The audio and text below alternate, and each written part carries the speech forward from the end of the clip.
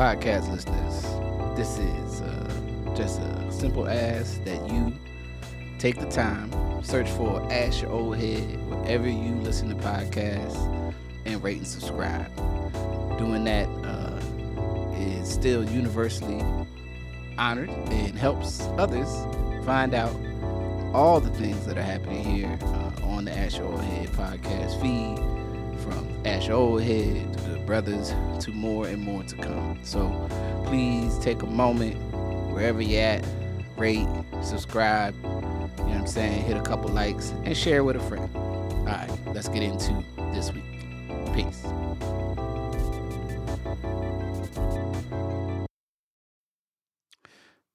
Ask Your Old Head, the Justice Rajee world of podcasts have been on hold for a couple of months. I just want to say thank you if you're listening today for listening, because had to deal with some real life family requirements, and that derailed the creative process for a few months, and maybe I will get into more detail. I will get into more detail about that because I have some thoughts and reflections that are relevant to that. So to ease the world back in to some Good Brothers conversations, please take, the following conversation about some NBA things as a light step in. Some following conversations around some more, I guess I could say more serious topics. And, always, man, please take the best part for yourself. And thank you for your patience and engagement. So here we go. Peace. Peace. I'm Majestic. My brother, Justice Rajee. Yeah. So, in the in the most Rajee's way to be, I'm just going to start this podcast as if it's not been a while since we last talked. And if you know me, I just start a conversation in the middle of where we was last talking, 2 months ago, like we was all talking about the same thing. So hey, everybody, don't worry welcome back. About what happened before. You have the person that it is the interaction version, like the in-person conversation version of our time together is our time together and our time apart is our time apart. Like, it's like, all right, so back to what we was dealing with the last time we was talking. So yeah, I rather let's just take our last time together on a podcast was our time together, and we're back now. Yeah, that's how it is. That's how it goes, man. This is the way. You know what I'm saying, as they say on The Mandalorian. But I guess wanted to enter in, this season of the NBA. Like I really I've gotten the league pass before in the past. I find it difficult to watch stuff that happens, on the time when you got to be there to watch it most of the time. Especially stuff that happens on week nights. It's just, I don't know. It just tends to be difficult. But I like the NBA. I like basketball. I like NBA basketball. I don't particularly care for college basketball. I find it almost super duper one terrible. Of the challenges, and I don't want to spend too much time on college basketball, but I do think it's instructive, like a lot of other things in the world, as things have been shifted and dynamics have been changed and industries have been, some of them been destroyed and some of them have just been fundamentally altered. College basketball outside of 2 or 3 teams is just not what it was, because no one's staying long enough for that player to be really, really, really good. Right. Mm-hmm. So you just don't get it. And the camps and the G League. I mean, there's just a lot of ways to kind of get around the idea. And I will stop here with this one without it being a rant. The situations of the conferences that have served, I'm sure, TV contracts are all thrown off. Yeah. The Big East was primarily Catholic schools on the East Coast, right? Mm-hmm. Now, it got a little complicated. They put Pitt in, right? I get it, right? Like, there were things that were complicated, but even when you think about the Big East, you thought about Villanova, St. John's, Providence, Georgetown, right? Mm-hmm. they were Catholic or Jesuit. Like, I mean, there were a set of schools that, again, you had UConn and Pitt, and that was still fine. But like the Big East is a shell of itself.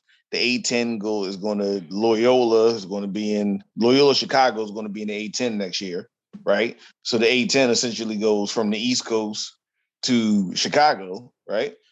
It's our version of the halls of Montezuma to the shores of Tripoli, right? So like, I think so. It just made college basketball much more complicated, which is why I concur. I'm still obviously a Duke fan. Hey, yeah, we're all aware. Yeah, I We're don't all play aware. around with that. But like, you know what I'm saying? But like, I agree. So I mean, it does go into I think this NBA conversation. Yeah, and I think this is NBA All-Star weekend. Just relatively happened, and the closing of the Ben Simmons saga, as it were, with the Oh man. overlay of Kyrie and Harden and all of this, the player empowerment, all these concepts, right? I think there's like these different things I just wanted to touch on a bit. I mean, I think maybe a place to start, right, would be, and I'm just going to state this for the record. I have absolutely no interest in watching the majority of All-Star Weekend. Like the whole, like the dunk contest, like conceptually, and it's interesting because I was, watching and listening to some podcasts that I listen to and other, media that Bill talks about the league. I'm like, oh, well, can we get the stars to be in it and all these other things? And it was one of those things that really struck me as a kind of like, I mean, is it possible that whole All-Star Saturday structure, that all those things that we, sort of treated with this exceptionalism, that they're not really that exceptional anymore, right? Like just within the structure of the game, like all kinds of dudes shoot threes now. Like when we was kids, it was a specialist with the 3-point shooter. Like it was like, oh man, here comes a 3-point shooter. He's good, And sometimes the specialist 3-point shooter could like actually play big minutes the rest of the game, but not all the time. Right.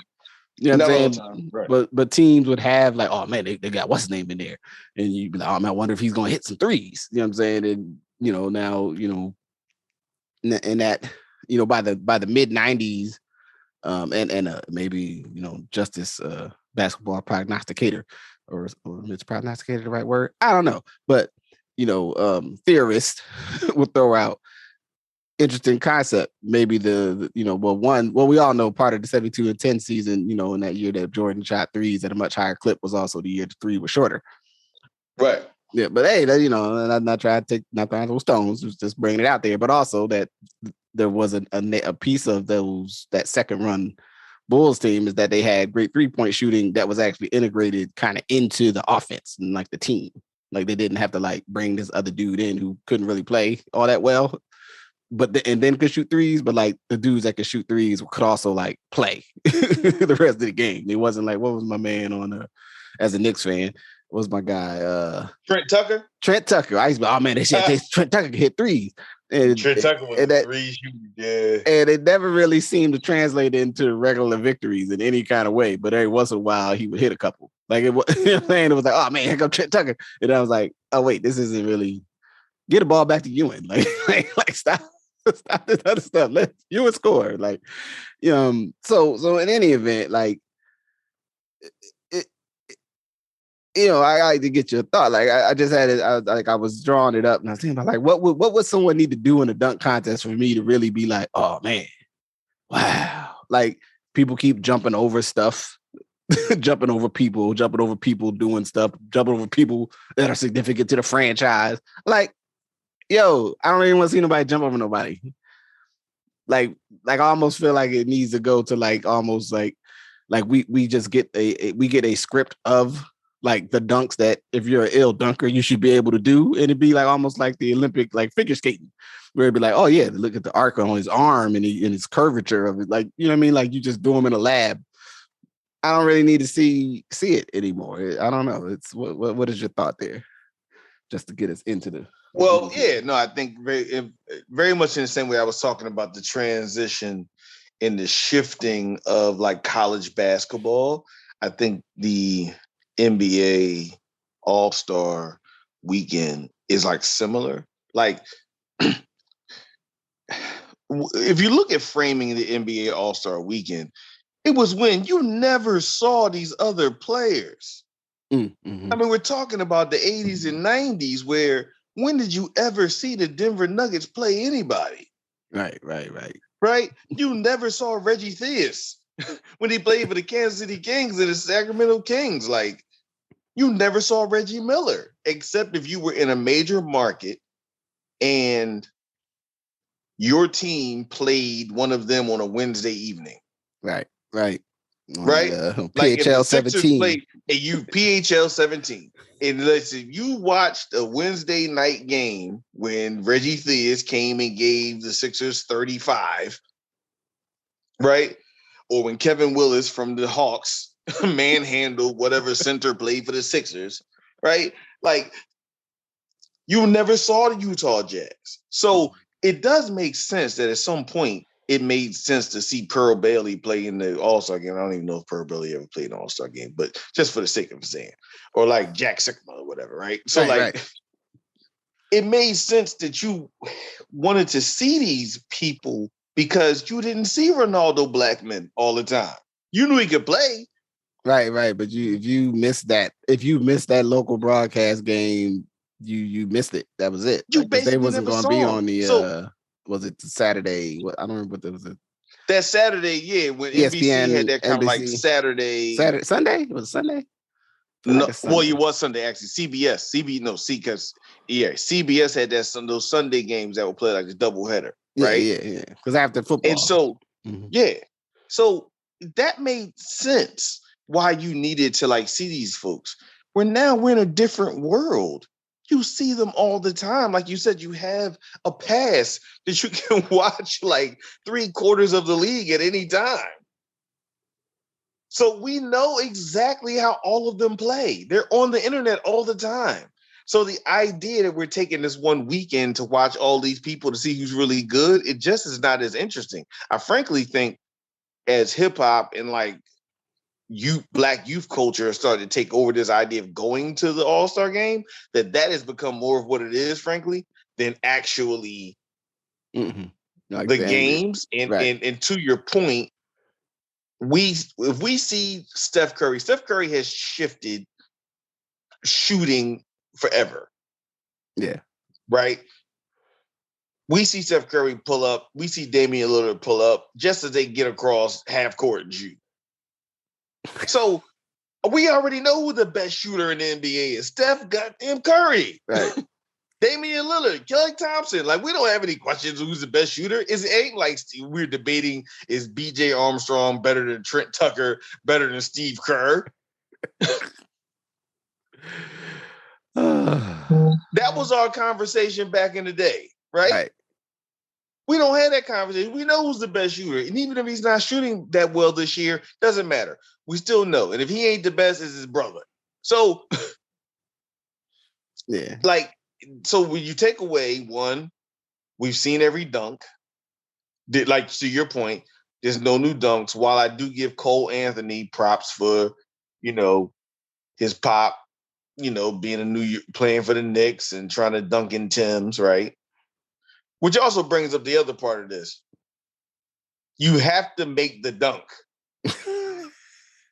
Right. Now you shouldn't get all these chances, man. It's like you can't get 3 chances to make a dunk that I am reasonably assuming you practiced hundreds of times. Right. Why do we have to watch you possibly miss the dunk twice to kind of make the dunk the third time and for us to act like it was amazing when we just watched you miss the dunk twice? Because it's NBA All-Star weekend. You know what I'm saying? Everybody gets a trophy. Yeah. Now I would have probably. I was curious about. Again, like they did all the NBA 75 stuff this time, which I had some marginal interest in that. But it seems like one of those things would be cooler to be there than to see it on TV. Yeah. You know what I'm saying? No, because it was like all these players. And then it was like weird players who frankly didn't come to the All-Star game, like Scottie Pippen. Like Scottie Pippen, you had to know you was getting an award. Now, if Earl Monroe don't come to the thing, if Earl Monroe needs to stay at the house, or Tiny Archibald for whatever reason, if they need to stay close to the house because you never know what's going on, I respect that. Now, that's not me being an ageist. That's just saying, there's some practical realities to some stuff everything is going on real. right Like, now. absolutely, the brothers is up there in age. You know what I'm saying? Yeah, But Scotty, you what's need to up? stay. Like, You need to stay at the house, man. But like Scottie Pippen, other than being mad at Future, why are you not at him? You know what I'm saying? You know the whole thing about Future and him, and when Future did the song, like I copulated with your lady in some Gucci flip flops. oh That's wow, actually about Scottie Pippen. oh Well, wow, he was speaking to Scottie Pippen. Yes. wow. How old is Future? There's a lot. I have a lot of other questions. Like how are they? Well, well, yeah. I guess without us becoming a gossip Right, sheet. right. It's going to turn it into But Blossom or was it the one of them sites? You know what I'm saying? yeah, Blavity or one of them. Like, but without going there, yeah, he was talking to him and Scottie Pippen's lady. But like, Wow. yeah, it's a crazy story. Yeah. Which really just the legend of Future itself just lends itself to a rock and tour and all kind of crazy stuff that goes on with him. But like, like Scotty, like, yo, you be everywhere else. You be in Miami. Like, why can't you be in why can't you be in Cleveland for the 75th? Like, you're clearly one of the top 30 players ever. Come on to the game, man. Right, like you need to be there. But I guess so that was also kind of like strange. And then the other part that I'll bring up, and again, I think all of this has to do with just the shift of society and the tools we have, and kind of adding on to about an issue we was dealing with earlier about when like society shifts and you don't, mm-hmm. right? Like when there's new tools, but you're still like, I'm not going to use the new tools, right? So it's like, okay, one of the elements and the challenges, the opportunities actually of the NBA right now is that people come into the league and they're really good really quickly, right? Mm-hmm. So we don't really want to watch the freshmen versus the sophomores because then it's like, John Morant's already really good. We don't have to debate freshmen, rookies versus sophomores, right? Mm-hmm. Like, because these guys are really good right now. They're giving you numbers today. Mm-hmm. Those kind of structures were for a time when the first and second year league guys weren't really getting playtime in the same way. Mm-hmm. But like, we don't have to do that today. So, I just think, yeah, All-Star weekend just needs kind of a shift to actually maximize on what it's doing. And I mean, I think Cleveland obviously did a lot of stuff for the community, but it's almost like, also with the last couple of years, everyone gets hurt all the time. So it's like no one's playing. Like, okay, it's Team Durant, but Durant's not playing. Right.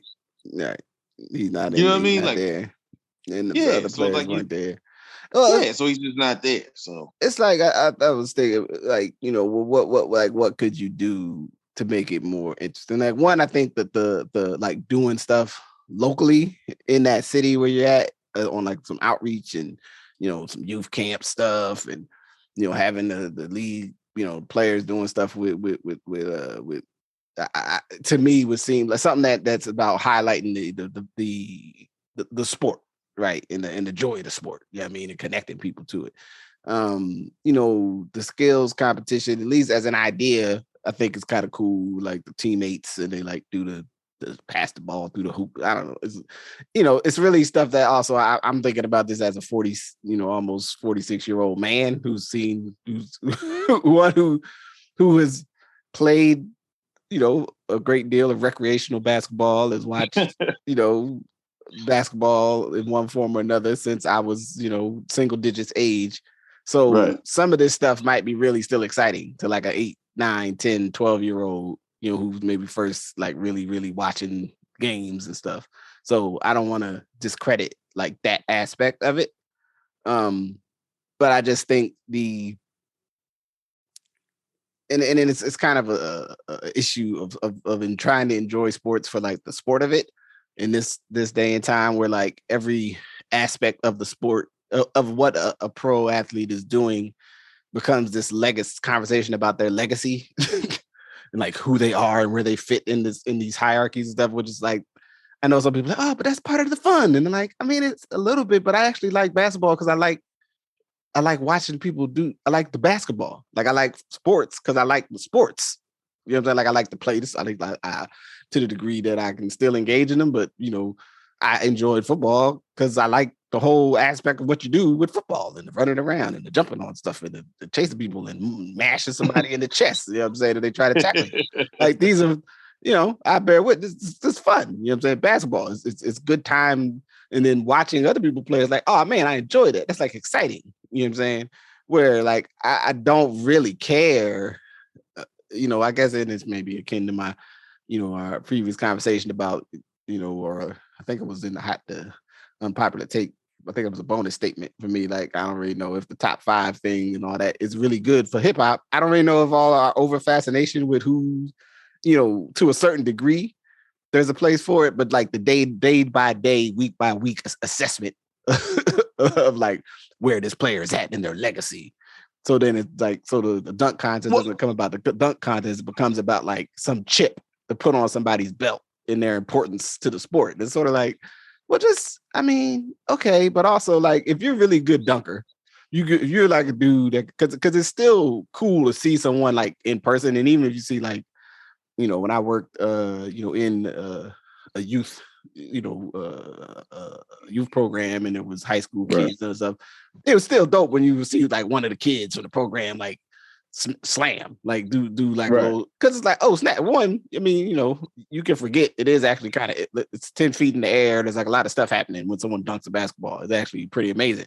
But with all the camera angles and everything else, when you watch it, and then when you watch them miss 4 times and 10 times, and then it loses something. And here's what if I could just add on. I think it takes away from like Spud Webb did a dunk, and Spud Webb, I don't think he's a little person by the definition of a little person, but like he has a central gravity that's closer to the ground. Yeah, I mean, of the size that NBA players are, which we all underestimate how freaking huge NBA players are. Like he was like a legit 5'8" human, which is not a super small like regular person, right? But amongst those people, that's like, but yeah, that's right. You're not a big, you know, yeah. And so he dunked. Okay, that was a big deal in that time. And Kenny Skywalker did a dunk that I forget, but I know it mattered then, right? And D Brown pumped up his Reebok pump. Okay, I remember that, right? Like, I don't think of them as the best dunkers ever. And if I did, so kind of what? Like, listen, when you think about Dr. J, and I think about the dunk contest that Dr. J specifically lost to Larry Nance when he played for the Phoenix Suns. And I was heartbroken myself.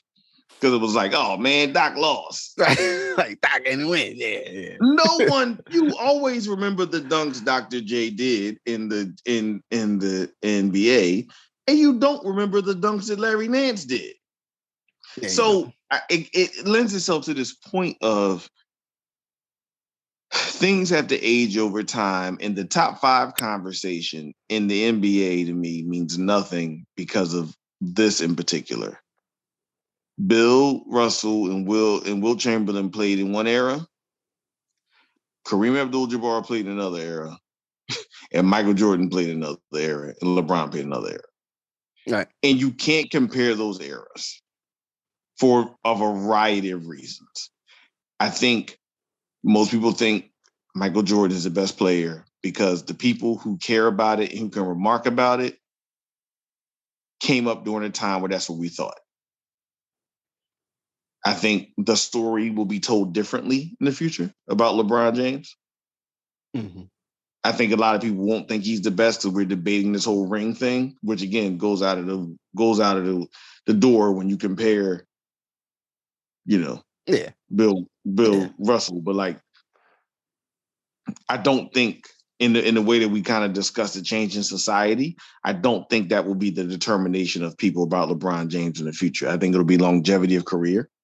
Mm-hmm. I think it'll be the perception of impact, and it won't be that a lot of us saw Jordan play with a bad stomach right. in 1997, right? Like that's that's so indicative of our time, Right. not necessarily who's good or who's bad. I mean, yeah, I just think it should reflect the best of what we're doing and kind of leave it to the best of what we're doing. And I know it makes a lot of money for the NBA, so they're probably not going to shrink it. But, if anyone from the NBA is listening and they want us to consult, cha-ching. They Right. want they want Justice they want Justice and Majestic. They want the good brothers to consult on how they move forward. If How any should of we approach this, man? What can we the do to brothers, get you to tune in? You know what I'm saying? Like, if well, any of the brothers and sisters who do work for the NBA are listening right now, and want to cash us out, I think it is something that's kind of like, half short, twice as strong. I just think at some point there's all these other ways we're getting information, which is really rendering the All-Star game more about gossip and other stuff than the actual game. Yeah. And yeah. I mean, I think that's the long and the short of it. You know what I mean? It's that, and it is the nature of like kind of phenomenons within culture. You know what I'm saying? And I'm thinking of culture like there's like society and like like that kind of confluence of culture. Something is real ill and it's important and it's like, oh well, we got it. And then like stuff changes and it just loses the luster. You know what I'm saying? Like it's like, oh, you know what I mean? Like the what was it? The Battle of the Network Stars was like, oh man, this is great. Like they should do this every year. And then one day it just started. Then one season it just didn't come on no more. And then after a while, I was like, oh, yeah, I'm cool. Like I don't need to see the dude from Different Strokes. You know what I'm saying? Tug of war with the people from. You know what I'm saying? TJ Hooker or whatever. I don't know if they were ever in the same show together. That is the fact that you remember TJ Hooker. I was thinking Magnum BI. Yeah, I was trying to. Actually with the TJ. That you actually with the TJ Hooker, which was more obscure. I know. Man. I try to just come up with a show from the era. Like I have no idea if Ty Bridges was ever in. You know what I'm saying? Like, he's not with us anymore. He passed away. No, I think Ty Bridges has returned to that. Yeah, so all respect. Rest peace. You know what I'm saying, so to speak. What have you? It's just it's like as people we can lament something's change in its value as if it is an indictment of like the world, that some activity that we used to really be into, we're not into no more. Now sometimes that might be significant and important, right? Like I think people should read books. Like, it's good to read books. You know what I'm saying? But also I accept the reality that, even though the printing press and these other things and the ability to print books and math is has been significant for a long time. There's still, even at its peak, there's probably a lot of people who didn't read various books that have influenced the world, or people could, like it's a good chance that however important something you think to be read was not maybe read as much as you think. So, settle down, Justice. Absolutely. Like, don't get all up in arms about it. And, these circumstances change. So as it pertains to the league, another touchstone though, that I think is significant. So I'm trying to think. Let's start with Kyrie, and I want to speak to it because like the chain of events as it goes, because we had like a conversation about, I think we did, about like Ben Simmons and mental health, right, and the league and people wanting to move on, and the Nets' decision at some point to kind of go like, well, maybe we do need to let Kyrie play on the road, which just seems super weird. For like the whole concept of team and team continuity and people connecting together, and then whatever impact that had on the thing I want to land on with Kyrie is this, and this isn't necessarily about within the context of a team sport. there's like sort of the like what will you do for the team, and whether you support or don't support the general notion of Kyrie being like, look, I don't want to do this, in terms of the vaccine, do. So I'm not. I can fully understand within the context of team sport, where if you are doing all kinds of other things so you can stay on the court, that you would look at that dude and go, I mean, I dig it, dog, but I'm out here with like we need you. Like the team needs you, and you're not here over something that, fair or unfair, others could assess. You could be here. Now, the other issue with Kyrie as the individual being the source of it, he doesn't necessarily have the best track record of being like I put the team before me kind of guy. Like his MO is almost like, I was cool losing every season in Cleveland before LeBron came. And then I wanted to leave because it was like he took away from my shine. Like, he unceremoniously left Boston. Like, this is not like this is not talking about his ability to play the game, because like when he's playing games and when he's locked in, it's kind of amazing, right? But his relationship to the other people on the team is almost like it.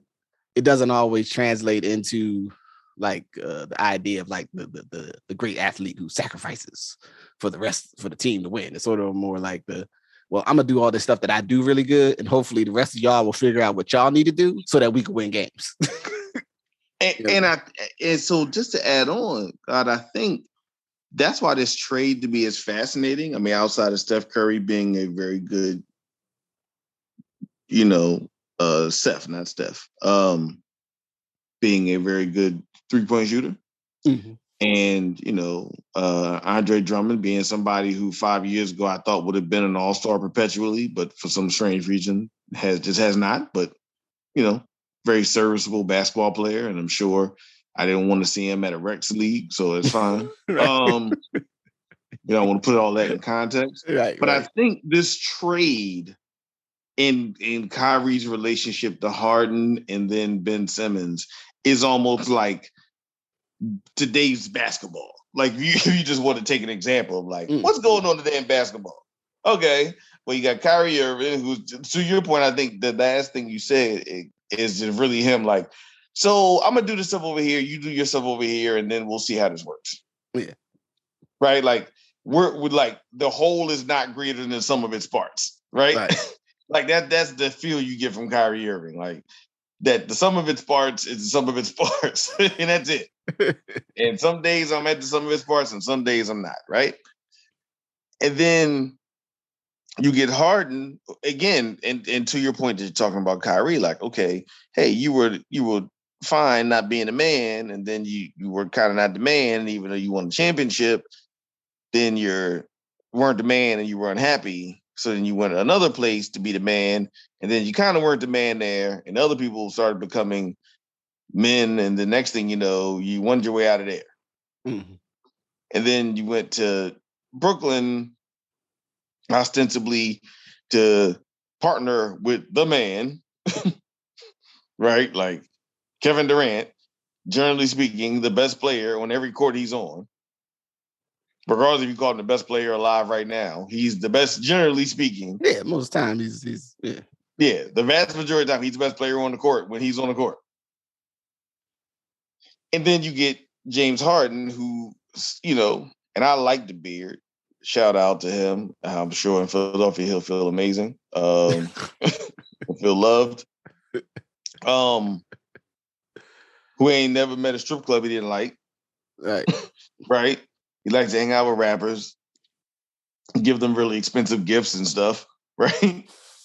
And so another person who has forced himself out of the last two teams. Yeah. Right. So, and this ain't nothing, we've already talked about Ben Simmons and wanting to respect his mental health challenges, you know what I mean? And, not make fun of those things.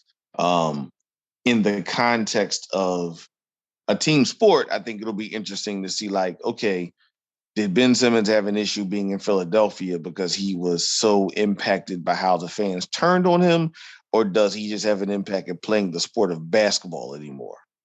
Mm. Right. Mm. And I think those are two different things. And if it comes out that like, no, he could play in New Jersey, he could play in Brooklyn because they weren't angry at him. Well, the question is, if they become angry at him, is that grounds for him not to play? Right. I think it's a Right. very interesting premise.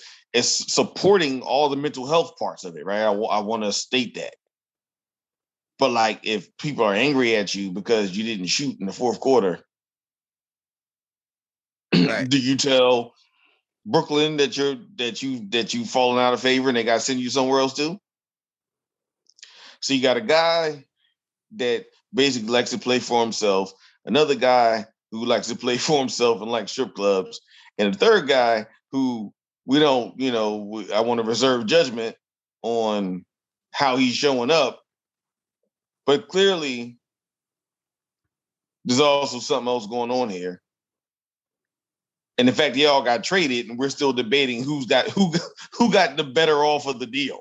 Right, right, and it's something sort of very interesting about this. If you took it from the idea, like if you operated from the idea that these, the two guys that were traded in Simmons and Harden, but Simmons, Harden, and Kyrie, and I think you have to bring Kyrie into the discussion because I think Kyrie's, absence from the team is, I think, a part of the issue, right? Like I think if Kyrie was on the team, was present all season, one, I think their team was just better all season, and I don't know if Harden wants to leave before the season's over. Like I think Harden goes, even if he wasn't planning to resign, I think he goes, well, we're the number one seed in the East, even with Durant missing these weeks, and I'll ride this out, see if I can win this championship, right? But it's not going that way, and it's I think it would become very apparent, even though Durant may be back and all that, but there was a good chance that they were going to have a hard time winning. The East is good.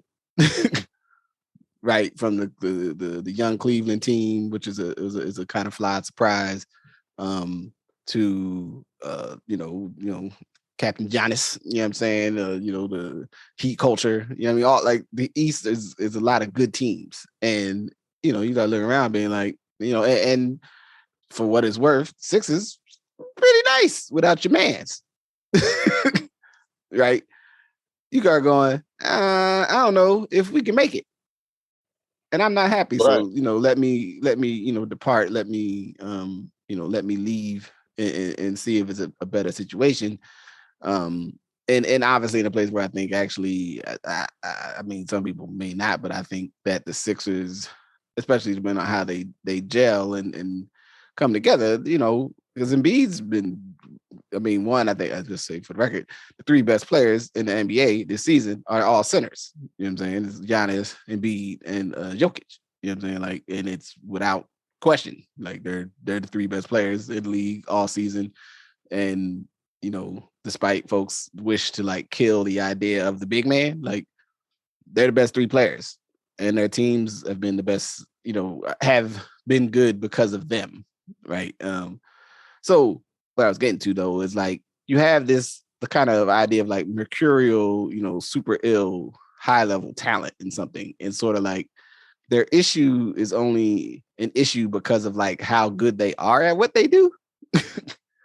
Like Right. if they were more marginal or middle of the road or just like good, good solid NBA vets, none of their stuff would elevate to this place where we feel like we have to do something about it. You would just be like, well, he's cool.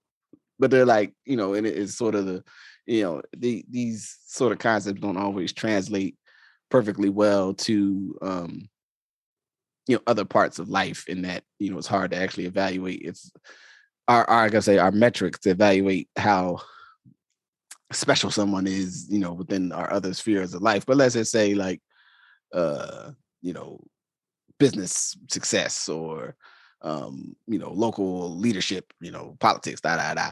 Like there's nature's issues with those positional kind of significance that's different than if you're not somebody in that positional significance. So saying that to say, Simmons kind of this idea that folks are like, well, maybe he'll get it together in this other situation. And and I think quite frankly, I mean, I notwithstanding whatever he's actually going to do, it's the thing that I saw happen in a game where you could have dunked the ball and you didn't. And I don't know, I ain't never been on no NBA. I ain't never been on no college team. But I just feel like if we was in a pickup game together and you could have dunked the ball for us to go up to 10 so we could get to 11 to win to stay on the court, and you gave up the 10 dunk, I would look at you like, yo, fuck is wrong with you? Like what? Like why? Like yo, dog. I just saw you. You could have totally just laid that up, and we would be 1 point away from staying on the court. And you like, nah, man, don't pick that dude again. Like, I don't care how big he is. I don't care how fast he runs. I don't want to play with him no more. Right. And it's a very and then the other side, you have sort of like Harden as a dude who can weirdly seem to like basically start playing like he doesn't care, but then like suddenly be like, oh snap, there's that other guy. Like, but like my man in Damon Wayans and the Great White Hype, where he was all out of shape and eating Ben and Jerry's, and then he just whooped Bull's tail, like, you know what I'm saying? Like, where you're like, wait a minute, where did this guy come from? You know what I'm saying? Like, it's a strange beat. You know what I'm saying? I think it kind of in sports history, I guess they like to have two dudes that like that. Even though I think, like I said, I think Ben's thing is a little more scary than Harden's thing. Not that I like it, but I can understand it a little bit more. Just sort of like you're trying to get into a better situation. This is the only tool you know. It's sort of this brash manipulation of yours. Right. It's brash manipulation, and we can't forget again. And I'm not bringing this up like whoever likes strip clubs, that it's absolutely fine. Right, but like business.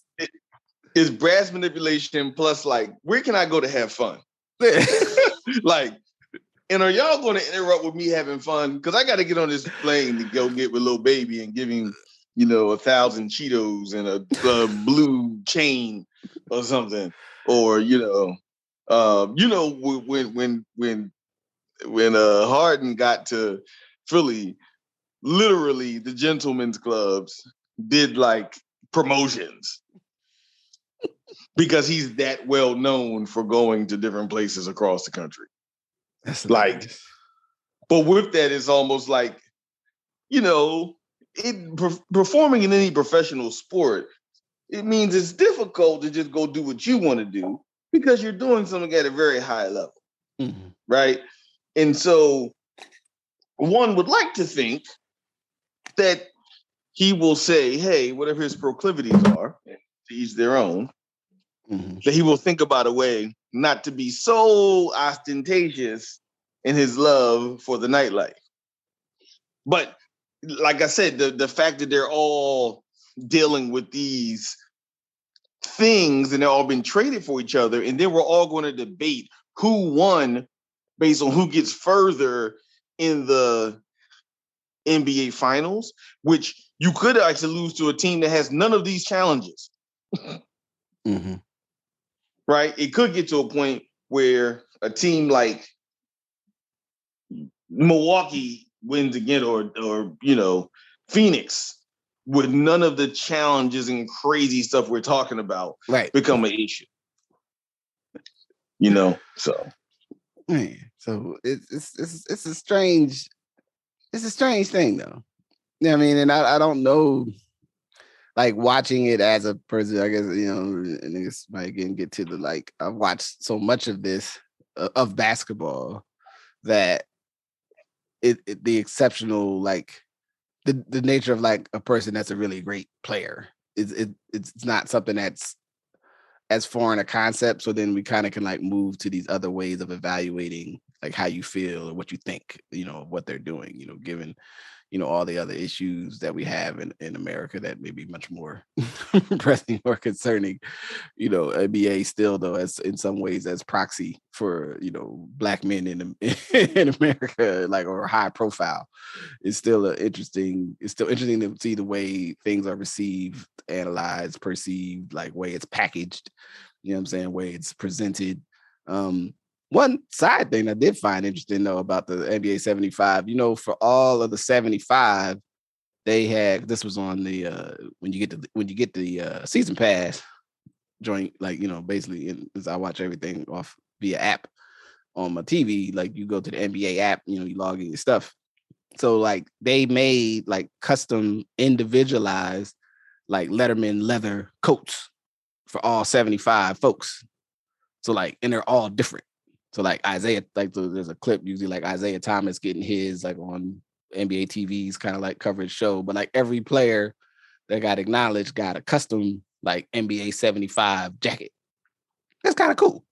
Like from a fashion, I'm like, I'm kind of interested in that. Like I'd love to see what all 75 of them leather jackets look like. You know what I'm saying? Not that I'm, did they make them all sort of like Letterman style? Like, if I was a player from the 70s, I might want one that had more of a like 3/4 like coat sort of flair Right, to it. You know what I'm saying? the trench style, like Yeah, like Clyde Frazier. Yeah, right. Like Clyde Frazier. But also, just a quick fashion aside, I want to deal with, it was really interesting to watch what everyone put under their jackets, like when they had the blazer. Oh yeah. And like you had everything from turtlenecks to like vests to like white t-shirts.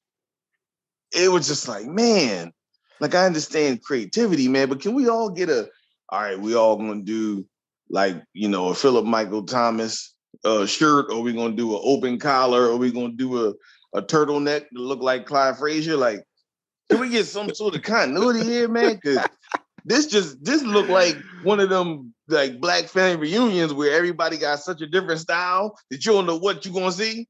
Right. Everybody got a different perception of what it means to be sharp. Right. Formal, non-formal, casual, like and those things all get obliterated. Like,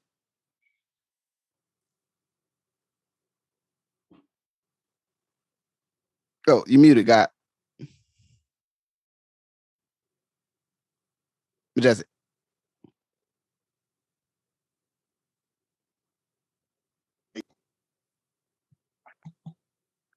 There you go. I can hear you now. Yeah.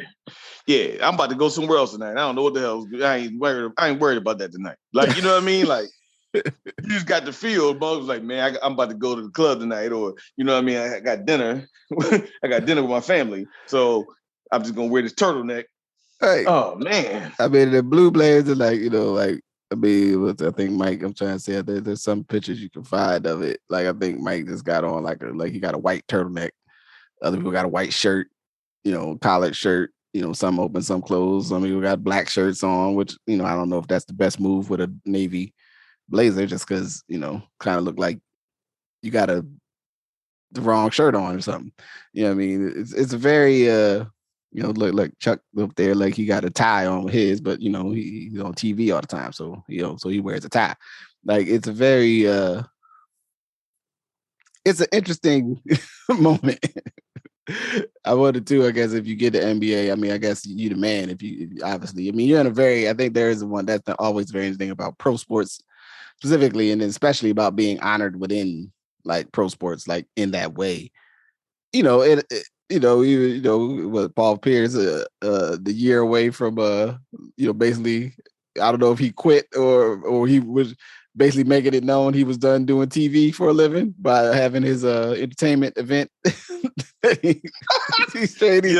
like the way you expressed that, having his entertainment event. Yeah, I'm saying like it was at his house. He could do his thing, but it was definitely one of those things. Maybe he was like, man, I mean, I like doing TV and all, but I'm good. Like I'm good. If they can't accept me for who I am, then just I'm gonna go ahead and walk away my way. But then you can also like it was. I think the cooler thing about the clips I did see where you can see like dudes appreciating sort of the esteem of being acknowledged. You know what I'm saying? By your peers and I can see like people not liking it. I mean, even old crazy John Stockton up there. And Looney as John Stockton, they had to tell John, stop coming to campus, dog. Like you are the most important player in the history of Eastern Washington, but stay your ass at home. Like damn. John Stockton, I mean, he said hundreds of players are dying. It's ridiculous. Oh man. John Stockton said, "Listen, man, this stuff I'm getting on the internet must be true." Right, y'all. Are y'all seeing this? Are y'all seeing these memes? Seeing these images, these graphics I'm looking at? You know what I'm saying? Like, real quick as an aside, was Karl Malone there? Did you see Karl Malone? Is he in the 75? I guess he is. Is he? He's got to be in the 75. Man. I guess he is. He is one of the 75 best players ever to play. I guess. I know, but if John Stockton, right, John Stockton's one of the best, Malone's in. Yeah. Then Malone's there. Yeah, I know. I like it. It's the thing of, like a lot of ways, I feel like those two Jazz finally getting to the finals to lose to the Bulls is because, well, somebody had to go. Like somebody had to win the West those 2 seasons. But see, and I don't want to go too deep into the rabbit hole here, but I often think about, they beat the Sonics that a year before that had like the 6th best record ever. Yeah, I know. I know Karl Malone just does not inspire. And I used to like the mailman on the video game. To play with him, like, oh man, on the video game he was amazing. I get busy with but in liking real him life, as a person, a little less so. Yeah, you know what I'm saying? It's definitely a yeah. So enough about that guy. But yeah, I feel you, man. And I'm trying to see if I can find a photo. I'm sure there's somewhere if I do a little more digging to get the like every player that was there like in a photo, because it's interesting, I guess, too, just to think about like the sense of the place ceremony plays in our society these days, where I think like we sort of simultaneously have lots of ceremony, but it seems like some stuff that ceremony is like people do ceremony because they're like, oh shit, we got to do something so that people acknowledge that this happened. Because I think it's important to acknowledge people. It's actually, it's one of those things I cite as a key concern with sometimes like a why, or when you are interested in like what's happening with folks is like, if you never been acknowledged, like not being acknowledged turns into resentment, and that can happen either a weird internal thing or a weird external thing that then shows up someplace else, like in our world. And like, you got that uncle, the uncle that comes to the cookout is always mad because he ain't never get acknowledged for saving the family house back in 82 for fixing the pipe or some shit. He's still, Big Mama ain't never tell nobody. I was the one that went back there and fixed the water heater. You know what I'm saying? Like, yeah. And they still bad, red hot. You know what I'm saying about that? Like, these things do matter. And then especially, especially within the world of like people's professional accomplishments rather, we can all cite the prevalence of like people who did a lot of stuff for our community, and at some point it's like either they took a whole lot of crap externally and internally for trying to do, and then like you meet them when they're older and they be like, yeah man, we're gonna go do this, and they like, yeah, all right man, y'all brothers go ahead and hope that works out. You know what I mean? Like, why is he so mad? And then it's like, oh, because why she didn't seem excited? I thought she was gonna be hyped that we was doing this great civic action. And it's like, you're gonna learn one day, young fella, why I'm ambivalent about the excitement with this, because you may have put a lot of time and energy in, and then it's always somebody got more complaints about the efforts and energies that you released or did. But in any event,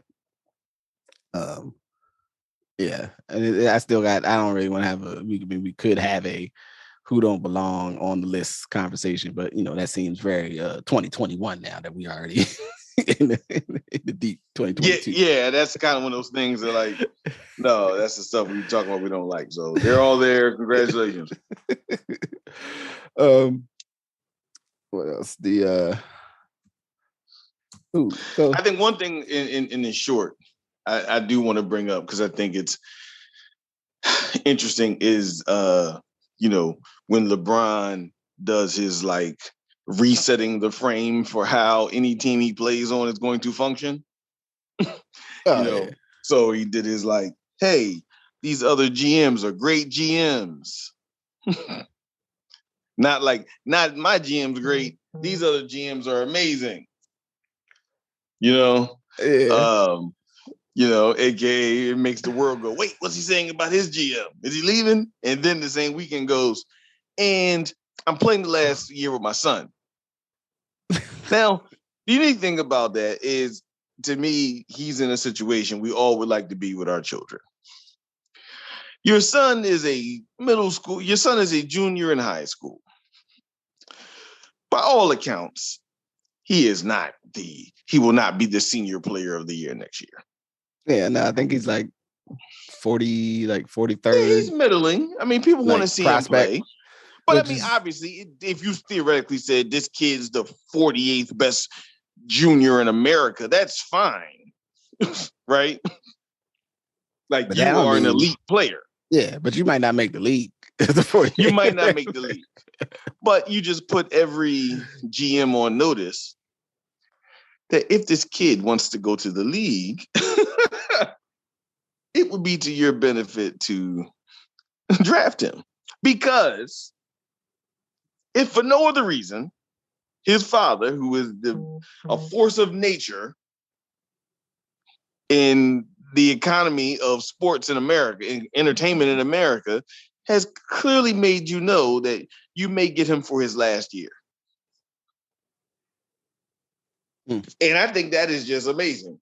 Like, and that LeBron, frankly, does it with a straight face. Like, well, there's a part of me that goes, look, I mean, I guess he just got to throw it out there and see what sticks. I mean, him and Tom Brady, especially, I think when we look back, we'll go like sort of longevity within your sport and high level longevity. You know what I mean? Like at some point it has to end, right? And like there's people that are even saying right now that like Tom Brady's going to come back. Like he's like not really leaving, but the exit in the NBA, there's a history of it being, there's a potential for it to be more graceful because you can like agree to a like backup kind of supporting role, cagey veteran, you know what I mean, leading, making space for the great new players and young players, and if LeBron is going to do that, which I don't know if he will, like you could imagine him playing till he's like 50, because he could probably still be a pretty good like eighth man. Slow dribbling the ball up the court. Talk about, hold up, young fella. Just making passes, right? Just making passes, getting rebounds, play like 20 minutes, 15 minutes. Like there's a world I'm like, because he's doing so much at almost 40. He's almost 40. Like he's closer to 40 than not 40 right now. Like scoring with 27 or 28, too many points a game for somebody that old. That's not. It's a kind of, it's amazing, right? So I guess his thing is like, yeah, I mean, shoot, I probably see if I can squeeze out a little more pressure on the world. Say, yeah, because you know what I'm saying, and the team, they're looking great, and I love the way it's all coming together. It's somewhat absurd. I feel like it should be built into kind of like where we all go, look, man, you're over 37 or 35 or whatever old you are. Like you can't really be thinking like this can't last forever, can it? Like come up in the meeting. I mean, it is the Tom Brady. It is the fact those two people function in that space of like, can this last forever? Like, and even though it can't, we know time is undefeated, but we know that they can get a few more in. But to your point, they both figured out, like Brady figured out, like, you know what? I didn't win this year, and to come back and I win next year, I don't know if I can sell as many clothing. I can't sell as much clothing. Right? Yeah. Like, yeah. Because everyone can be okay with you didn't win this year. It happened because you won last year. You come back and don't win next year, the NFL is so much of a challenging, cascading, thing. And I think the Rams, in some ways, not to go too far off, but the Rams prove like if you're willing to buy a Super Bowl, you can. Mm-hmm. Like the Rams just proved like, yo, you want to buy a Super Bowl? Cool. Like they bought a Super Bowl. And that's not like a old man lamenting sports. Yeah. But they bought everybody they needed to this year to beat the team they beat. And they just beat that team. So it wasn't like they beat the team from Rooter to Tutor. Right? Yeah. They won in the fourth. Yeah, they did enough and then they closed it out. You know what I mean? It wasn't Right. perfect. And with that, you did it. You got Von, what's the name? You got Stafford, you got OBJ. Like, you know what I mean? Like, you had a good team, but I'm saying like what got you over the hump. So I just think it's fascinating. I think the idea, people talk about the pressure on the son, but it's kind of like at the end of the day, there's been a lot of mediocre kids that have gotten really big jobs. So I'm not really in the world of the meritocracy for this particular young man. Everyone's like, but did he earn it though? Right. It's a lot of people who didn't earn their jobs, who was the son or daughter of a person. You know what I mean? And if he gets 1 year to play in the league and he plays with his father, and then, he goes over to Serbia, goes to play, Yeah.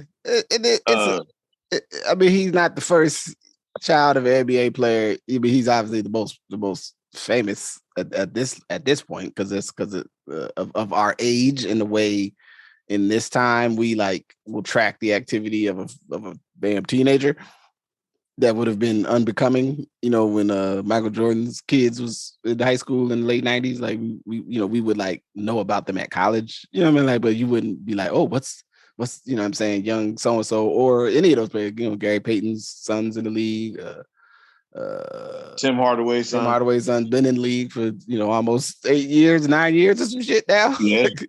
Wow. Right, like it's a lot of fair amount of NBA players, kids who had at least the requisite talent to Klay Thompson. Right, yeah, right. You know what I'm saying? Like we the Currys, like it's Steph all there. Curry, right? The Currys, right. So, but the idea that suddenly people care about the well-being, like, oh, so much pressure on, right? Like if I was the child of if either of us, our fathers who were athletes in their worlds had also become pro athletes, we would both at some point in our youth have felt the pressure of meeting up to the level of our athletic fathers. Like even whether we was talking about it in the media space, the personal reality of it would still be a part of your life because especially if that was something was so defining as a a NBA or NFL star, right? Where it's like, everyone knows at some point, and then you have to develop the intestinal fortitude. The family structure has to have the pieces where you can manage the reality that it's really hard to be the person. It's really hard to get in one of them leagues, and then it's really hard to be like great in those leagues. I mean, but if you are a top 40, 50 player, whenever you got out of high school, you at least probably got a shot to get a shot at the NBA, right? And there's no guarantee that you'll be good, but yeah, we should at least we want to bring you in, see what happens. You know what I'm saying? But I don't know. Listen, if that young man, if he gets to kick the tires on the league, and they get to kick the tires on him, and his father gets to, Michael Thompson and Klay Thompson didn't play together. Tim Hardaway and Tim Hardaway Jr. didn't play together, right? So the fact that we could actually see this is a testament to LeBron's talent. And like I said, I'm willing to hide my eyes to supposed mediocrity or lack of meritocracy on this one. Just like we hide our eyes on the lack of meritocracy on everything the hell else goes on in America. Oh yeah. So all right. Well, I don't know. I think that was a good way in. To the heavy stuff. We gave it a full once over. Yeah, you know what I'm saying. I mean, it's a whole lot of other stuff happening that y'all all will be hearing about soon. That are much more grave and serious to add on about. But stuff like this matters too. You know what I'm saying? It's That's right. Beauty of life. That's right. So, I don't know. So with that, I'll say peace. Peace. Thank you for listening to Good Brothers. Thank you to my good brother, Majestic. Thank you for joining as try to get things restarted, removing and grooving and going forward and doing what we do. So as you listen today, please check back because over the rest of this week, got at least 3 or 4 more stop-ins for you, and more to come. So with that, man, be safe. You know, and yeah, take the best part for yourself. Peace.